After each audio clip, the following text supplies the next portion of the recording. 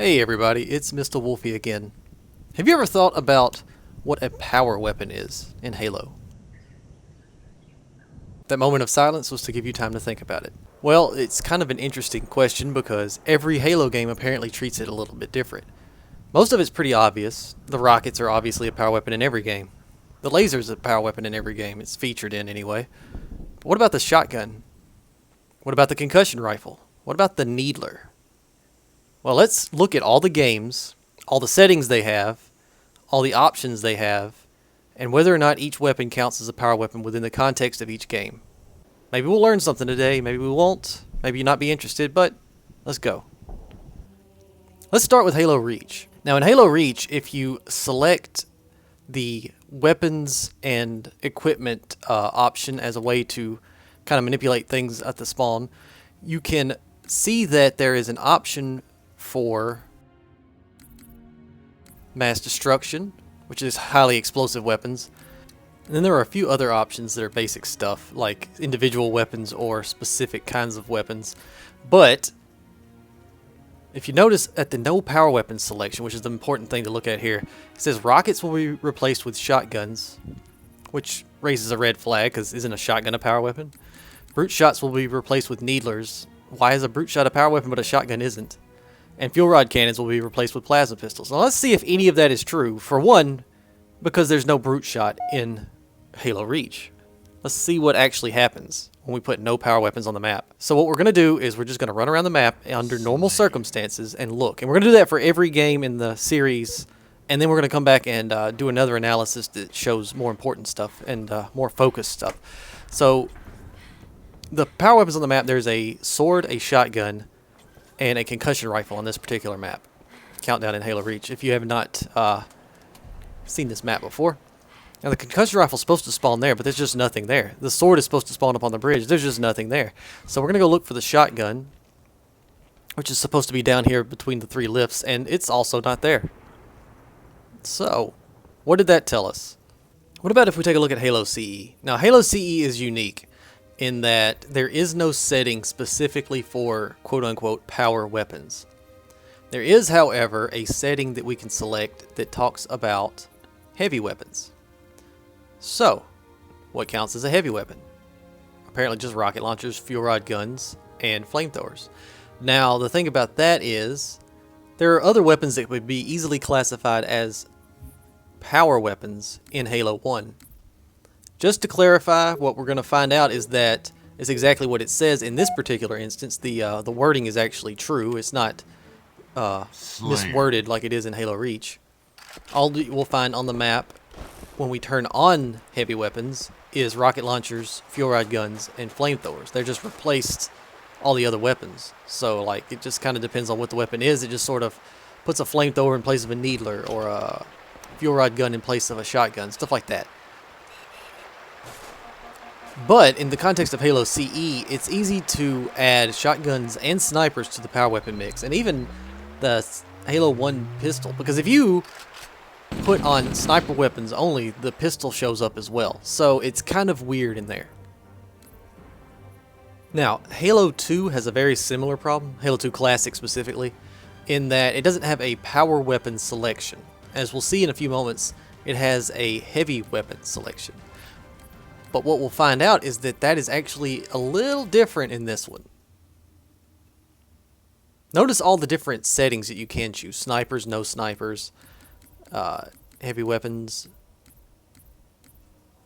classic weapons. The ability to choose all these options, a lot of it was actually added to MCC. Like you can go back to the classic games and some of these options are different. And we'll show that in Halo 3 Classic in a little bit here. But on the map Ascension, there should be snipers right here, and it's a brute shot. So a brute shot is classifiably a quote-unquote heavy weapon, as you would expect actually in the context of Halo 2, because it's actually much more powerful in Halo 2 than it is in subsequent Halos. You can get a two-shot kill, and it has a one-shot kill melee if you jump. So classifiably, it's easily looked at as a power weapon. Rockets are, of course, a power weapon, and for the most part, rockets and the brute shot And in some small instances, the fuel rod cannon are the weapons that replace everything in Halo 2 if you set the heavy weapons only. So there should be a shotgun here, and it's a rocket launcher. So, what do we take away from this one? Well, if you classify heavy weapons as power weapons, then the brute shot is included in the power weapon category in the context of Halo 2 Classic. Rockets remain a power weapon throughout the entire series, and so does the fuel rod gun, even though, as we'll see in a little bit in Halo 3, that actually should not really be the case. Now, Halo 2 Anniversary actually takes it a step further. Actually lets you change it to power weapons or no power weapons on the map.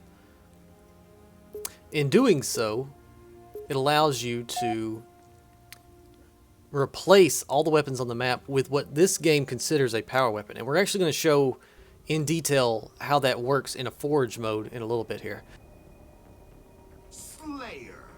If you just go to a basic map like Lockout, you'll notice that the brute shot once again is considered a power weapon, and it replaces weapons like the sword, which is very interesting to note because that means the sword isn't considered a power weapon in the context of Halo 2A, at least by the game itself or by the game devs.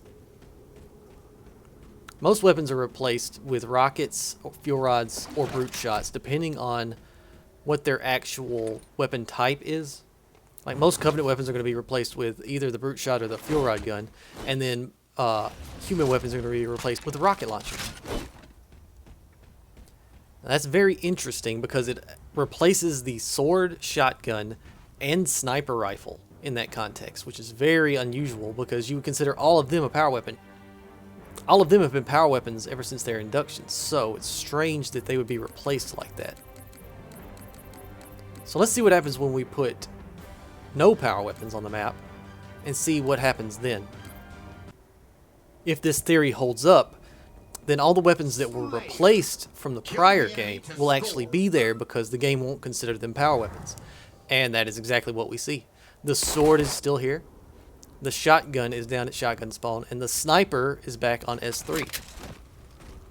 It's kind of fascinating, really. So in the context of changing the weapons from power weapons to no power weapons, you don't actually impact a lot of the maps. Okay, now we're at the part that most people want to see. What about Halo 3? Roughly the most common and popular Halo.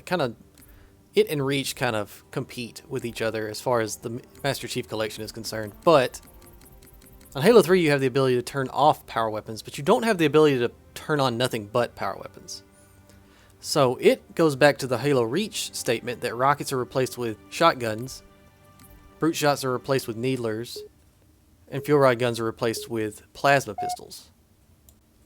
So let's put it to the test and see if this is actually true. Spoiler alert, it's not. So the first thing on the pit that I wanted to check out was whether the shotgun was there. Well, it was replaced with an AR. So obviously the shotgun is considered a power weapon in Halo 3. The needler is not. That is important for later. Now, the rocket launcher is also replaced with a battle rifle, meaning it's considered a power weapon, as it should be. Oh, I should note that power-ups like camo and overshields are not included in any of this. So, the snipers are also replaced with battle rifles, and the final piece of the puzzle, the last real power weapon on the map, the sword, is replaced with an assault rifle as well. The Maulers are still here, which is interesting, because the Mauler is a power weapon in the context of MLG where they have 110% damage and can kill in one shot. But the brute shot is also here. So the statement that brute shots are replaced with needlers is a complete lie in every game in which it says it. So I don't know what that even... I don't understand. Also, it implies that the brute shot is not a power weapon in Halo 3.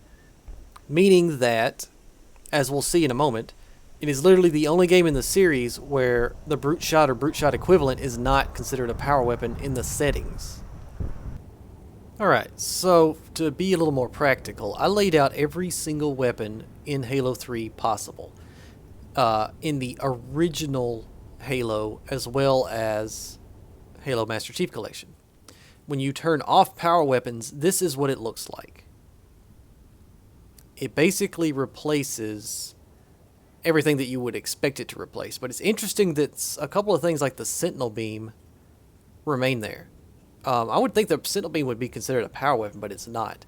Also, it's important to note that I did not include the missile pod because I didn't realize that the missile pod doesn't spawn on Foundry, so I just didn't want to go back. But anyway, the missile pod is replaced with a plasma pistol. So this is every weapon minus the golf club and missile pod that is considered a power weapon in Halo 3. Interestingly enough, it includes the fuel rod gun, which is a 2-shot kill, and the flamethrower, which is really powerful, but it's just strange that it would consider that a power weapon specifically. Now in Halo 4, we don't have the ability to turn on or off power weapons. It just does not have that feature. It, being that the weapons drop in, or requisition and things like that, it just has a different way of looking at what the weapons are themselves. There's no settings or changes that we can do that will allow us to do this. There's no tweaks that we can do that lets us turn on or off weapons like that. So it just sort of, we have to use a different method to figure out what a power weapon is in Halo 4. And as far as I can tell, the easiest way to do that is to just look at what the core weapon drop mechanic will bring in. Not counting the starter weapons, that includes everything we see here. Now, some of these might come as a surprise, like the concussion rifle, the saw, and the needler. But the game actually considers them power weapons, even if they aren't considered powerful as some of the other weapons that get one-shot kills. The needler's is an especially interesting case because the time to kill isn't that different from Halo 3.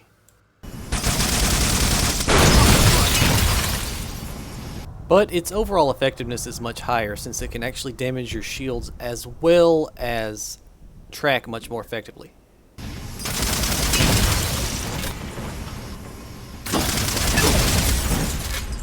The saw is of course just the saw. I don't think anybody would argue that it's not a power weapon.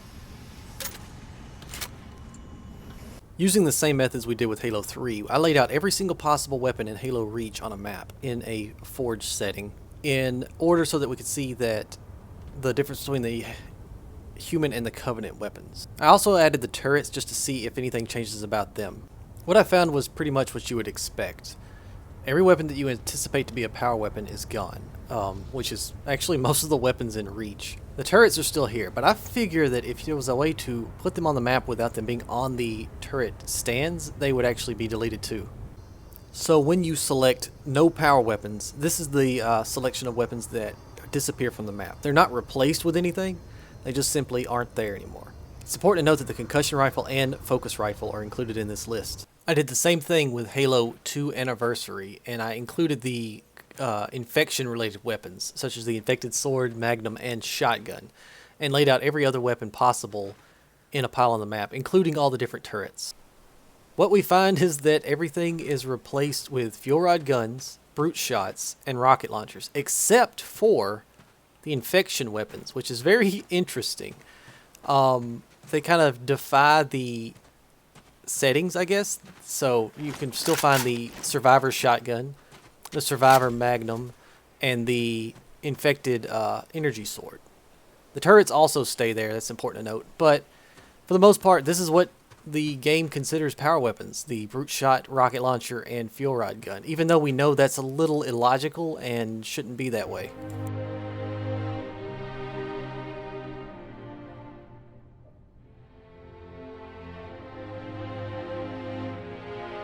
Sorry, I was lost in the amazing Halo 3 menu music there for a minute. So I went to the original Halo 3 to see what changed from the original Halos to the Master Chief Collection. I went to Sandbox, laid out every possible weapon that's in the original Halo 3, which means that the ODST weapons aren't included. And I set the thing to no power weapons, and it's basically exactly the same, except for a couple of differences where you cannot forge on a map the Sentinel Beam and Fuel Rod and them spawn in a custom game. I don't know why, it's weird. What the heck? They never did change that. There's a lot of differences that they added to Master Chief Collection that makes the customization a little bit better. So what is our takeaway here? Every Halo game has roughly the same power weapons. Some games added some. Some games consider a power weapon in that particular game, but don't consider it a power weapon in other games in the series. Some weapons change from game to game, become stronger or weaker, and become power weapons by that nature, or their power weapon status is taken away because they are weaker. It's also entirely possible that the dev team might not actually fully understand what a power weapon is and what gives a weapon that designation. So the easiest way to do this is to make two lists. One is a list of what the game considers a power weapon, and two is what the players have always considered power weapons within the context of the community.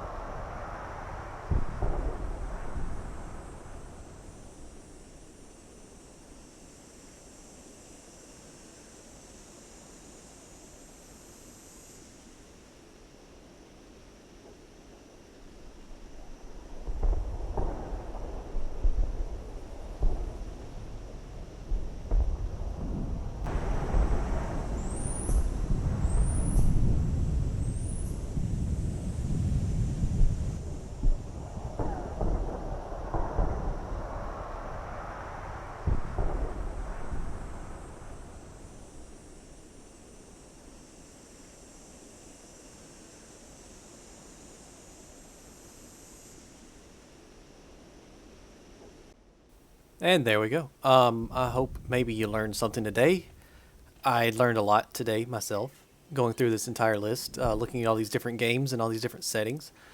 Most people won't find much useful information out of this. It's just, maybe it's just interesting to know little details about the game you didn't know before. If you think I forgot something, or if you wanted to add something, or if you had any input, please do so in the comments. And as always, peace out. Love you guys. This has been Mr. Wolfie.